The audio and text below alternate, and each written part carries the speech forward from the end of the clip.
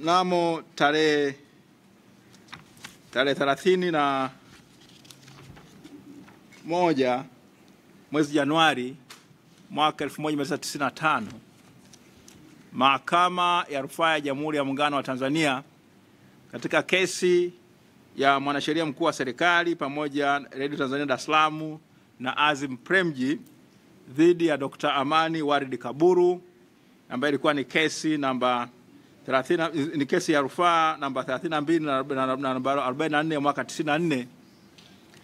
Mahakama ya Rufaa ya Tanzania ilitamka kwa uwazi kabisa katika hukumu yake kwamba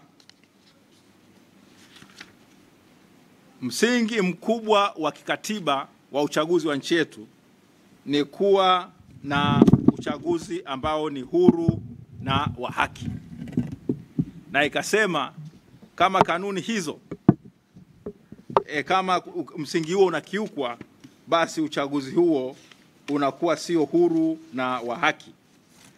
Ilitoa maagizo hayo, na tulitegemea kwamba tume ya uchaguzi ambayo kwayo inaongozwa na majaji jaji mwenyekiti wake ni jaji wa mahakama ya rufaa Jaji Mwambegere, na vile vile makamu wake ni Jaji Mbaruk ambaye ni jaji mstaafu wa mahakama ya rufaa, na vile vile kuna Jaji Asina ambaye ni jaji wa mahakama kuu, kwamba itakuwa ni tume ambayo inazingatia katiba ya nchi, inazingatia maamuzi ya mahakama ya rufaa na mahakama kuu juu ya kuipatia nchi uchaguzi huru na wa haki. Sasa hiyo kesi ilisema vile vile kitu pekee ambacho tume haiwezi kahojiwa ni pale inapokuwa imetenda kazi zake au imetimiza wajibu wake kwa mujibu wa katiba ya Jamhuri ya Muungano ya Tanzania na sheria zilizowekwa.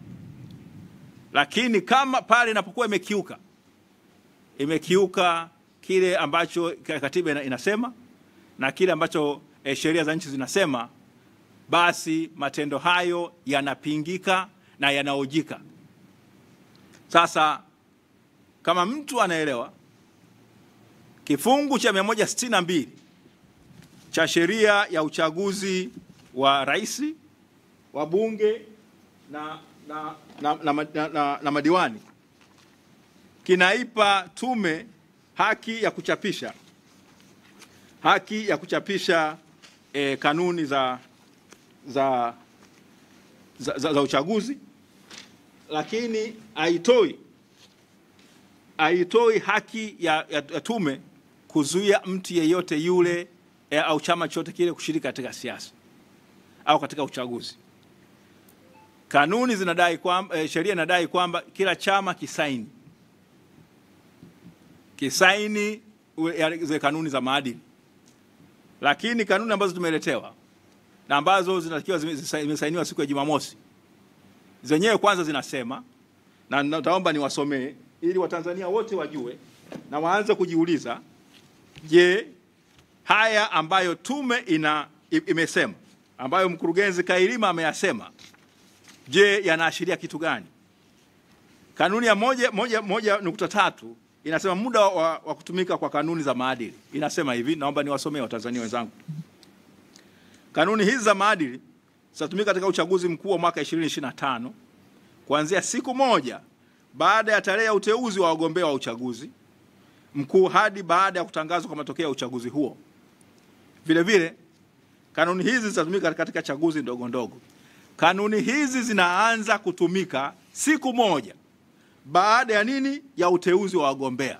Niambieni hivi leo, nani kateuliwa kuwa mgombea kwa mujibu wa sheria? Awe rais, makamu wa rais, hata CCM jinsi ya mambo zile sarakasi walizofanya kule Dodoma ambazo zinakiuka katiba yao, hakuna uteuzi umeshafanyika kwa mujibu wa sheria. Hakuna fomu yoyote ya uteuzi wa wagombea ambayo imeshapelekwa kwenye tume ya uchaguzi. Kanuni hizi zinaanzaje kutumika? Wabunge, je, bunge limeshavunjwa? Sababu inabidi uangalie ibara ya 38, 39 ya katiba, namna mchakato mzima kwamba nafasi ya kiti cha ubunge inakuwaje na ibara ya 40 ya katiba. Bunge bado liko kazini. bunge halijavunjwa. Kwa hiyo hata uteuzi wa wagombea wa nini wa ubunge haujafanyika. Lakini Kailima na wakuu wake wanasema nini? Hizi kanuni zinawabana chama. Sasa kanuni zenyewe zinasemaje? Tuende kwenye 1.5. Wajibu wa kusaini na kuthibitisha kuheshimu kanuni za maadili. Kila chama cha siasa na serikali na Tume ya Uhuru ya Taifa ya Uchaguzi watawajibika kusaini kanuni hizi za maadili. Chama cha siasa ambacho hakitasaini kanuni za maadili kitazuiliwa kushiriki katika uchaguzi. Sasa unajiuliza, kifungu cha 162 cha sheria ya uchaguzi wa rais, wa bunge na madiwani akitoa adhabu yoyote kwa kutokusaini, kinasema kutakuwa na penalty. Penalty haiwezi kuwa ni adhabu ya kufanya nini mtu kufungiwa. Na kingine, ndugu zangu, nipende kuambia, haki ya kuchaguliwa kuwa mgombea inatolewa na katiba. Na muongozo wa sheria wa kitu gani kinamnyima mtu kuwa mgombea kimetajwa na Katiba ya Jamhuri ya Muungano ya Tanzania. Nitapenda niwapitishe katika vifungu mbalimbali vya katiba ambavyo vinazungumzia sifa hizo. Tukienda ibara ya 39 ya Katiba ya Jamhuri ya Muungano ya Tanzania inasema mtu hata stahili kuchaguliwa kushika kiti cha rais wa Jamhuri ya Muungano wa Tanzania isipokuwa tu kama ni raia wa kuzaliwa Jamhuri ya Muungano kwa mujibu wa sheria ya uraia, ametimiza umri wa miaka 40, ni mwanachama na mgombea alipendekezwa na chama cha siasa, anazo sifa za kumwezesha kuwa mbunge au mjumbe wa Baraza la Wawakilishi, na katika kipindi cha miaka 5 kabla ya uchaguzi mkuu hajawahi kutiwa hatiani katika mahakama yoyote kwa kosa lolote la kukwepa kulipa kodi yoyote ya serikali. Je, kuna sharti za kusema saini maadili hapa? Alipo. Vivyo hivyo tuende kwa wabunge. Wabunge tunapata sifa zao za ugombea ubunge. Kwanza makamu wa rais. Tuanze ibara 47 ambayo inasema kutakuwa na makamu wa rais ambaye atakuwa ndiye msaidizi mkuu wa rais kuhusu mambo yote ya Jamhuri ya Muungano kwa jumla na hususan atamsaidia rais kufuatilia utekelezaji wa siku wa mambo ya muungano. Atafanya kazi zote atakazoagizwa na rais. Atafanya kazi zote za rais kama rais hayuko katika kazini au yuko nje ya nchi. Sasa bila kuathiri, mtu atateuliwa 4 ibara ya 40 na 7 kifungu ibara ndogo ya 4 inasema hivi: mtu atateuliwa kugombea au kushika kiti cha makamu wa rais wa Jamhuri ya Muungano isipokuwa tu kama ni raia wa kuzaliwa wa Jamhuri ya Muungano kwa mujibu wa sheria ya uraia, ametimiza umri wa miaka 40, ni mwanachama na mgombea alipendekezwa na chama cha siasa, anazo sifa za kumwezesha kuwa mbunge au mjumbe wa Baraza la Wawakilishi, katika kipindi cha miaka 5 kabla ya tarehe ya uchaguzi hajawahi kutiwa hatiani katika mahakama yote kwa kosa lolote la kukwepa kulipa kodi yoyote ya serikali. Chama akitazuiwa 5, chama akitazuiwa kumpendekeza mtu yeyote kuwa mgombea kiti cha makamu wa rais kwa sababu tu kwamba mtu huyo kwa wakati huo ameshika kiti cha rais wa Zanzibar au kingine. Sasa ambacho hoja ambayo naizungumzia hapa ni sharti gani hapa ambalo linasema usiposaini kanuni za maadili kutoka kwenye katiba ambalo linasema kwamba wewe huwezi kufanya nini? Uwezi kuwa mgombea. Tunakwenda katika ibara ya 67. Ibara ya 67 ni ya msingi sana na naomba niweze kuinukuu kwa upande wangu.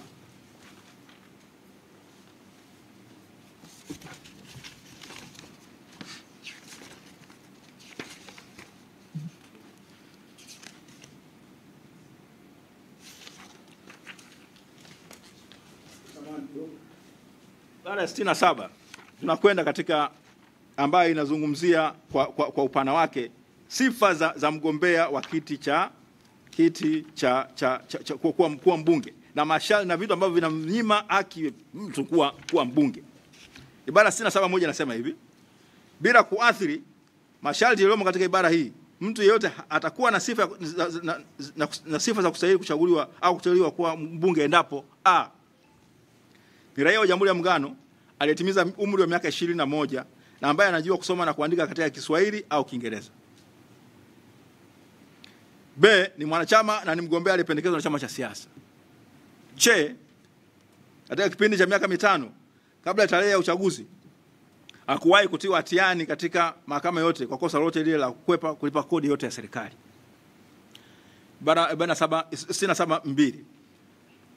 Mtu hata kuwa na sifa za kustahili kuchaguliwa au kuteuliwa kuwa mbunge ikiwa mtu huyo anao au kwa hiari yake amejipatia uraia wa nchi nyingine yote, au ikiwa kwa mujibu wa sheria inayotumika katika Jamhuri ya Muungano imethibitishwa na rasmi kwamba mtu huyo ana ugonjwa wa akili, au ikiwa mtu huyo amehukumiwa na mahakama yote katika kipindi cha Jamhuri ya Muungano na kupewa adhabu ya kifo au ya kufungwa gerezani kwa muda usiozidi miezi 6 kwa muda unaozidi miezi 6 kwa kutwa na hatia ya kosa lolote vyovyote linavyoitwa kuambatana na utovu wa uaminifu, au ikiwa katika kipindi cha miaka 5 kabla ya tarehe ya uchaguzi mkuu amepata kuhukumiwa na kupewa adhabu ya kifungo kwa kosa linaloambatana na utovu na uaminifu au kuvunja sheria ya maadili ya uongozi wa umma. Sheria ya maadili ya uongozi wa umma. Bila kuingilia haki na uhuru wa mtu wa kuwa na maoni yake, kuamini atakayo, kushirikiana na wengine na kushiriki shughuli za umma kwa mujibu wa sheria za nchi, ikiwa mtu huyo si mwanachama na mgombea aliyependekezwa na chama cha siasa. Ikiwa mtu huyo ana maslahi yote katika mkataba wa serikali au aina yote aliyowekewa miko maalum kwa mujibu wa sheria iliyotungwa na bunge na iwapo amekiuka miko hiyo. Ikiwa mtu huyo ameshika madaraka ya afisa mwandamizi katika utumishi wa serikali ya Jamhuri ya Muungano wa Tanzania. Ikiwa kwa mujibu wa sheria iliyotungwa na bunge inashughulikia makosa yanayohusiana na uchaguzi wa aina yote, mtu huyo amezuiliwa kujiandikisha kama mpiga kura au kupiga kura katika uchaguzi wa wabunge, alafu uchaguzi wa wabunge. Ibara ya 40 na ibara 67 ibara ndogo ya pili, mtu hataweza kugombea kuwa mbunge kuhakikisha jimbo la uchaguzi katika uchaguzi mkuu wote ikiwa wakati huo yeye amesimama katika uchaguzi kugombea kiti cha rais, wala hataweza kugombea uchaguzi kuwa mbunge katika uchaguzi mdogo wote ikiwa yeye ni rais. Na bunge limepewa madaraka ya kutunga sheria za kuongoza kuongoza uchaguzi. Sasa ibara ya 67 ibara ndogo ya 4 inasema hivi: bunge laweza kutunga sheria kwa ajili ya kuweka masharti yatakayomzuia mtu asichaguliwe kuwa mbunge na kuhakikisha jimbo la uchaguzi ikiwa mtu huyo ni mwenye madaraka yanayohusiana na shughuli za kuongoza na kusimamia uchaguzi wa wabunge. Maana kama mtu alichaguliwa kwa nani? Kwa kiongozi wa tume ya uchaguzi. Ya 5, bunge laweza kutunga sheria kwa ajili ya kuweka masharti yatakayomzuia mtu asichaguliwe kuwa mbunge wa kuwakilisha jimbo la uchaguzi kwa muda wote utakaotajwa na bunge, ili mradi muda huo usizidi miaka 5, ikiwa mtu huyo atapatikana na hatia mbele ya mahakama kwa ajili ya aina yoyote ya makosa yatakayotajwa katika sheria hiyo inahusiana na uchaguzi wa wabunge, makosa ambayo imetajwa na sheria hiyo. Kwa madhumuni ya kutoa fursa ya kukata rufaa kwa mujibu wa sheria kwa mtu yeyote alithibitisha rasmi kisheria kuwa na ugonjwa wa akili. Kama mtu ana ugonjwa wa akili, na kutakuwa na kanuni zinazohusiana na adhabu za watu kupewa. Ni hoja yetu kwamba kile ambacho kimefanywa kinakiuka katiba ya Jamhuri ya Muungano wa Tanzania. Haki ya kikatiba haiwezi kupokwa kwa nini? Kwa kanuni zilizotungwa na tume ya uchaguzi. Kwa hiyo tunasema tume imejielekeza vibaya, imefanya hivyo kwa nia ambayo sio sahihi, na imekiuka maagizo ya mahakama ya rufaa katika kesi ya mwanasheria mkuu na wenzake wawili dhidi ya Dr. Amani Waridi Kaburu. Kwa wale vijana wasiofahamu, Dr. Amani Waridi Kaburu ndio mbunge wa kwanza wa upinzani kuchaguliwa kuingia katika bunge la Jamhuri ya Muungano wa Tanzania, na alichaguliwa mjini Kigoma mwaka 1994. Na alikuwa ni mwanachama wa Chadema. Alifanywa kila aina ya mizengwe na alifanywa kampeni ya ajabu, ikiwa pamoja na rais aliyekuwepo wakati huo, Rais Ali Hassan Mwinyi, naibu waziri mkuu na waziri wa mambo ya ndani wakati huo Agustino Lyatonga Mrema na wengine wengi, pamoja na RTD na vyombo vya serikali kutumika na rasilimali za serikali kutumika kufanya kuendesha kampeni chafu dhidi ya Dr. Amani Waridi Kaburu ambaye alikuwa amekuja kufanya kugombea. Mahakama ya rufaa ilitoa mwongozo kwamba msingi mkubwa wa uchaguzi wa nchi yetu ni uchaguzi huru na wa haki. Kama msingi huo unakiukwa, mahakama ilisema hilo tu linatosha kufutilia mbali huo uchaguzi. Ni hoja ya Chadema kwamba yale yalitokea mwaka 94 kumekuwa na ajenda ya siri ya serikali ya CCM na tume ya uchaguzi kufanya nini? Kumomonyoa msingi wa uchaguzi wa uhuru na wa haki, na mwisho wa siku tuna kasha la mfumo ambalo limetengenezwa kuhakikisha kwamba Chama cha Mapinduzi kinabakia madarakani kama alivyosema Steven Wasira mpaka Yesu atakaporudi. Hujasikia mwenyekiti wa CCM akikana au akikanusha kauli hiyo. Hujasikia tume ya uchaguzi ikimuonya Steven Wasira. Hujasikia msajili wa vyama vya siasa akimuonya Steven Wasira na CCM au kuwataka wajieleze wanasemaji wao katika mfumo wa vyama vingi, wao watatawala milele. Sio kauli za kisiasa, ilikuwa ni kauli zenye lengo la kuhakikisha kwamba wanajua mfumo huu umeshawahakikishia ushindi. Sasa tunasema sisi kwamba tume kwanza, kanuni zilizotungwa hazijaanza kufanya kazi. Kanuni hizo vile vile hata kwa zenyewe, yani kanuni zenyewe zinasema zitaanza kutumika siku moja kabla ya nini? Kabla ya siku ya nini? Ya uteuzi wa wagombea. Na nimeeleza kwamba hicho kitu hakijafanyika, na kitafanyika tu pale bunge litakapokuwa lifanya nini? Limevunjwa. Wagombea wamekwenda tume ya uchaguzi kufanya nini? Kuchukua zile fomu za nini za kugombea na kuteuliwa rasmi kuwa wagombea. Na ndio hapo mambo. Sasa mtu Kailima anasimama na akiwa chini ya majaji, mwenyekiti wake ambaye ni jaji wa mahakama ya rufaa. Nazungumza haya na mimi nikiwa ni wakili, inanisikitisha sana kwamba usingetegemea makosa kama haya kufanyika. Ni mwisho wa siku ni kwamba wapinzani wanakosea, CCM katu kamwe haikosei mbele ya tume na mbele ya msajili wa vyama vya nini? Vya siasa. Sasa hii si sawa. Msingi mkubwa wa demokrasia katika nchi yetu ni kuwa na haki ya wananchi kuchagua viongozi wao, na wananchi waamue katika kura kwamba fulani na fulani, mgombea fulani ndio awe kiongozi wetu. Kila kura inayopigwa ihesabike, wagombea wote wawe katika uwanja ambao unafanya nini? Umelingana. Hiyo ndio imekuwa ni campaign ya Chadema ya no reforms no election, kwa sababu ya mparaganyiko mkubwa wa mfumo nini wa uchaguzi ambao tumeushuhudia tokea ule mwaka wa 94 ambao Jaji Nyalali na wenzake, Jaji Mkuu Nyalali na wenzake walitamka, tukategemea kwamba wenye masikio watasikia, hawajasikia. Na mnafahamu kuna kesi nyingine, hawa wenzetu wa CCM katika kesi ya ambayo inahusiana na masuala ya takrima, wa taasisi tatu zilikwenda mahakamani. Taasisi tatu zilikwenda mahakamani na kupinga kifungu ambacho kinaruhusu masuala ya takrima. Mahakama Kuu ikatamka kwamba kutoa zawadi, iwe t-shirt, iwe kuwapa watu chakula, siku hizi kuna kufutarisha, kuna nini, yote ni nini? Ni matendo ya nini? Ya rushwa. Mmeona mambo yanaendelea hivi sasa. Mwezi uliopita wale ambao ni wabunge na wengine nani wanasema nini? Wanafutarisha kila nini? Kila maeneo. Eti matendo ya ukarimu. Miaka yote walikuwa wapi? Lakini mahakama ya rufaa ilitamka kwamba swala yote ambayo yanahusiana nini na takrima ni nini? Ni kinyume cha katiba na inakiuka msingi mkubwa. Na mahakama ya rufaa, mahakama kuu ilivyotamka hivyo, nitaomba nisome kwa Kiingereza kwanza. Hii ni kesi ya mahakama kuu, lakini serikali ilisema kwamba haitaikatia rufaa, maana yake ilikubaliana na uamuzi wa mahakama kuu. Kwa maana huu uamuzi ndio uamuzi wa mwisho kuhusiana na masuala nini ya kutoa zawadi, kufanya matendo ambayo nini ya kuwapatia watu t-shirt na kila kitu. Mahakama Kuu ilisema hivi: as correctly submitted by the advocates for the petitioners, the enactment of the takrima provisions is a very dangerous approach in the whole process of conducting elections. It amounts to building a culture which, if sustained, will lead this nation to a bad destination. People should get the opportunity to think freely and decide freely, and should not be subjected to influences of takrima. They should also be left to learn that it is their responsibility or duty to elect competent candidates and not those who are able to influence voting by offering takrima.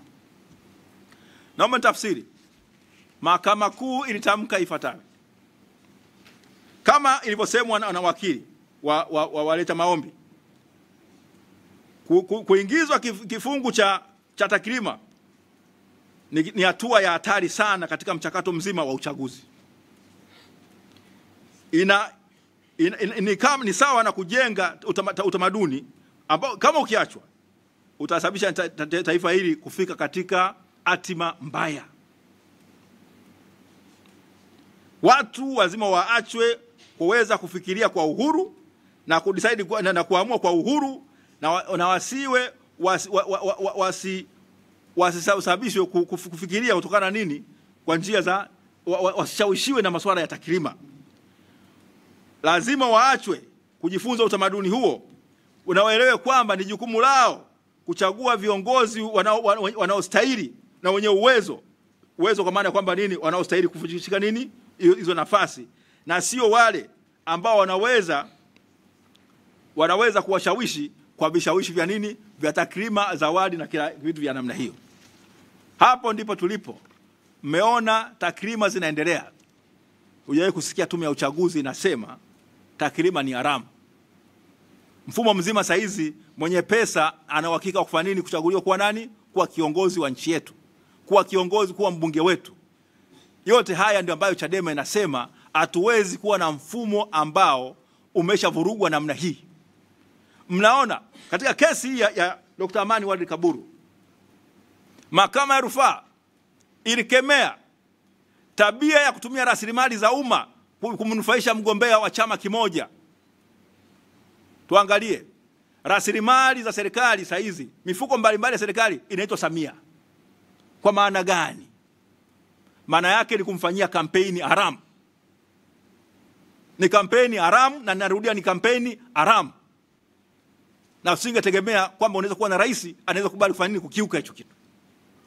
Vile vile kuna mambo mbalimbali, si Samia Bond, goli la mama. Bunge lilipitisha wapi goli la mama? Ni kampeni haramu. Umeona magari na kila kitu, vitu mbalimbali vile vyote watu wanapewa, kila kitu ni Samia Samia Samia. Uwanja wa uchaguzi hauko sawa. Mfumo wa uchaguzi mzima umeharibika. Unahitaji mabadiliko, unahitaji kuundwa, kusukwa upya. Ndio maana Chadema anasema no reforms, no elections.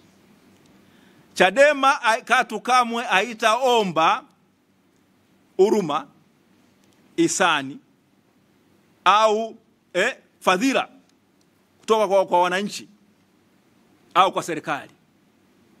Chadema inapigania haki yake ya kushiriki katika mfumo huru na wa haki wa uchaguzi. Chama hiki hakihitaji fadhila. Chama hiki kinajengwa na hoja. Hoja zake ni kuwashawishi wa Tanzania waone kwamba kina viongozi ambao wanaweza kufanya nini, kuiongoza nchi hii. Watawafanya waweze kubadilisha maisha yao, waache kuwa wataalamu, kuwa waombaomba wakubwa.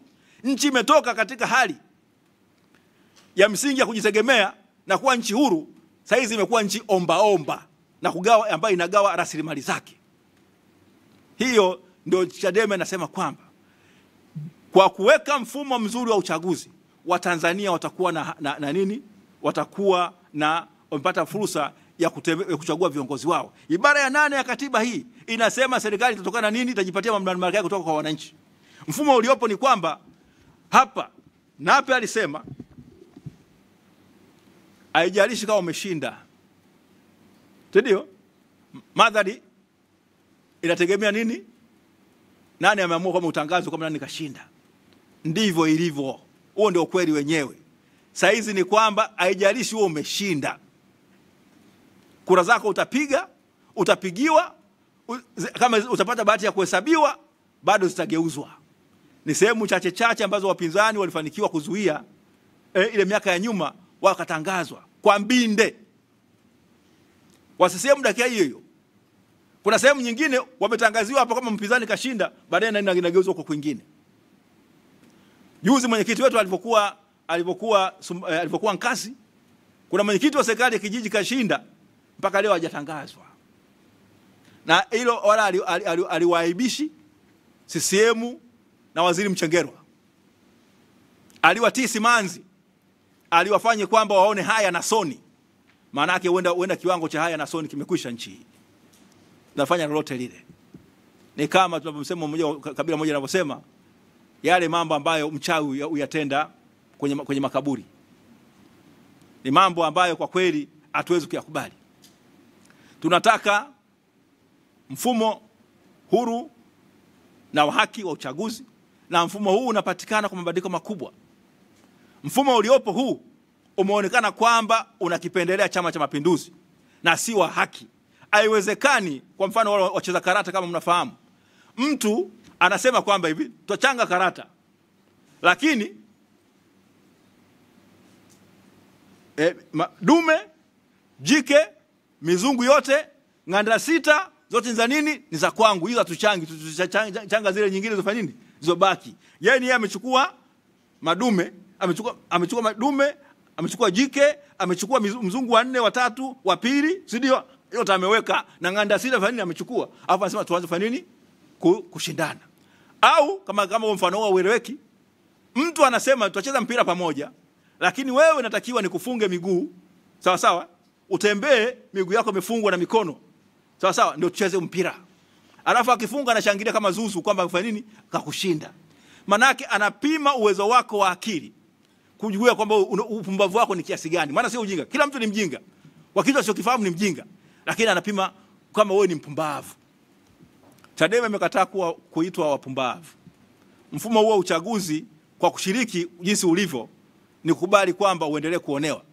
Mwaka 67 wakati wa serikali ya 5 Azimio la Arusha sema tumeonewa kiasi cha kutosha, tumepuuzwa kiasi cha kutosha, tumenyanyaswa kiasi cha kutosha. Unyonge wetu uliofanya tuonewe, tupuuzwe na tunyanyaswe, si ndio? Sasa tunataka mapinduzi ili tusionewe tena, tusinyanyaswe tena na tusipuuzwe tena. Hizi kauli sio mpya katika nchi hii. Aliyasema haya Mwalimu Nyerere, watu wakaandamana. Chadema inasema hivi, mfumo huu wa uchaguzi unasababisha uchaguzi uporwe, uchaguzi uharibiwe, rasilimali za nchi zinazotumika kuongoza uchaguzi zitapanywe. Na kama mnavyofahamu ndugu zangu, kama uchaguzi unatumia fedha nyingi sana za Jamhuri ya Muungano wa Tanzania, bunge linatoa hizo fedha, zao lake ni nini? Natakiwa upate viongozi ambao ni wamechaguliwa na wananchi. Lakini unapokuwa na mfumo ambao viongozi wachaguliwa na wananchi kwa ujanja fulani, kwa kuweka watu wao ambao wanafanya nini, wanawafahamu, unatuma ya uchaguzi. Kwa mfano, mmoja wao wa wajumbe ile mzee Mapuli alikuwa katibu mwenezi wa CCM.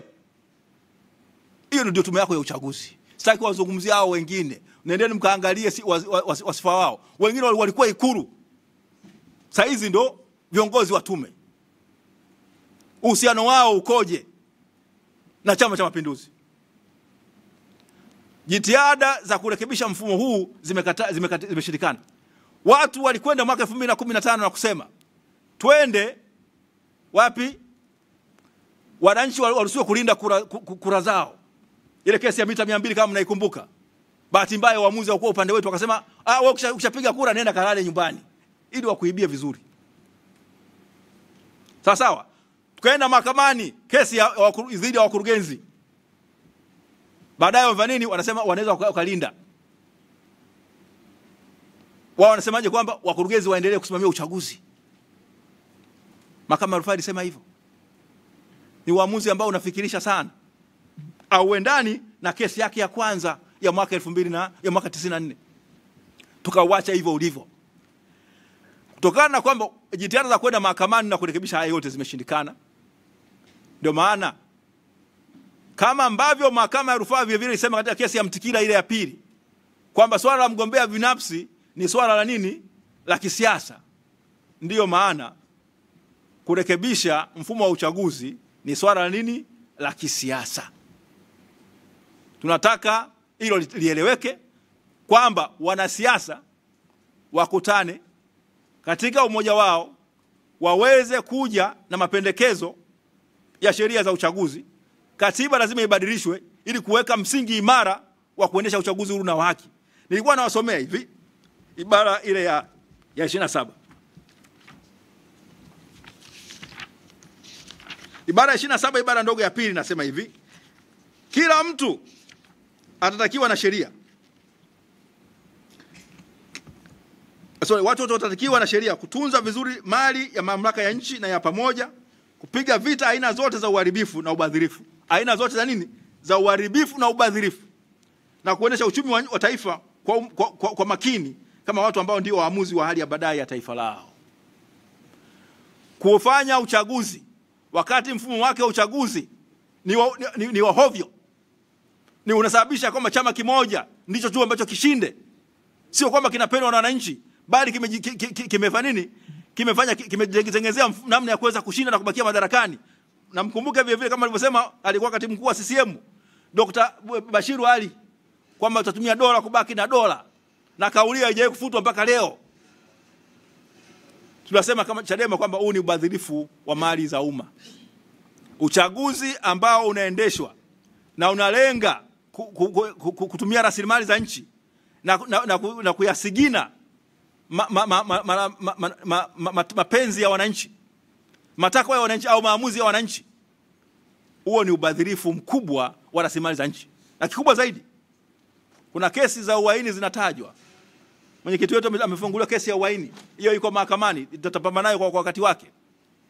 Tunasema hivi: yeyote yule ambaye anapoka, anasigina au anachezea haki ya mwananchi kuchagua kiongozi wake, na ambaye anaiba, anasababisha kuibiwa kwa kura, anatenda uhaini dhidi ya Jamhuri ya Muungano wa Tanzania, na adhabu yake yeye ndiye anayestahili kunyongwa. Kusigina na kupoka madaraka ya wananchi ni uhaini. Mfumo tulionao kwa kweli kwa hivi sasa naweza kusema kwamba unafikia huko. Sasa kwa sababu ni swala la kisiasa, ndio maana Chadema imekuja na no reforms, no elections.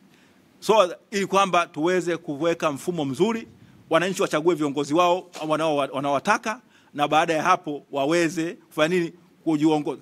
Kama watakaochaguliwa, kwa mfano Chadema imechaguliwa na ikashindwa kuongoza nchi hii, Watanzania watakuwa na haki ya kuifukuza kutoka madarakani na wakaweka wengine ambao wataona wanafaa.